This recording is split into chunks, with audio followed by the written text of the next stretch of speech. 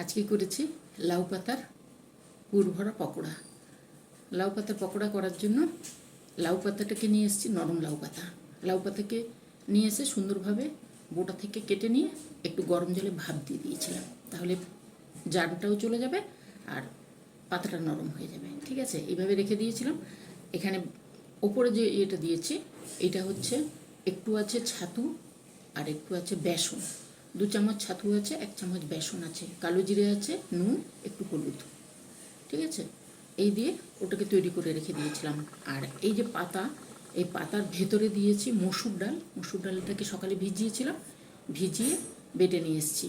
আর কাজু আর পোস্ত, 5-7টা কাজু আর 2 চামচ পোস্ত এই বেটে নিয়ে এসেছিলাম, দিয়ে ওই ডাল পোস্ত একসঙ্গে দিয়েছি।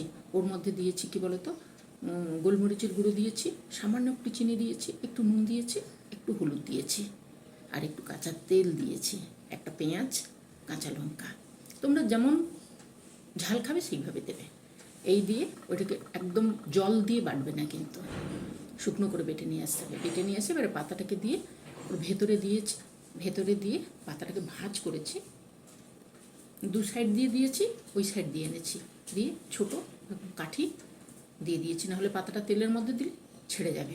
ঠিক আছে, এবারে তেল চাপিয়েছি। এগুলো সব এক একটা তৈরি করে নিয়েছিলাম, এই দেখো দেখতে পাচ্ছ, এই যে তৈরি করে নিয়েছিলাম। এবারে তেল চাপিয়েছি, তেলটাকে প্রথমে গরম করে সিম করে দিয়েছিলাম, তারপর রয়ে বসে ভেজে নিয়ে এসছে।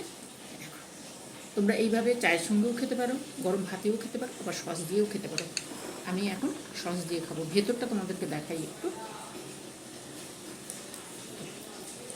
এই দেখো, এই যে ভেতরে পুরটা দেখেছো, সুন্দর হয় খেতে, দারুণ টেস্ট, করে খেও। ঠিক আছে, টাটা, আসবো অন্য দিন। ভালো থেকো, সুস্থ থেকো, সাবধানে থেকো, আমার সঙ্গে থেকো, চললাম।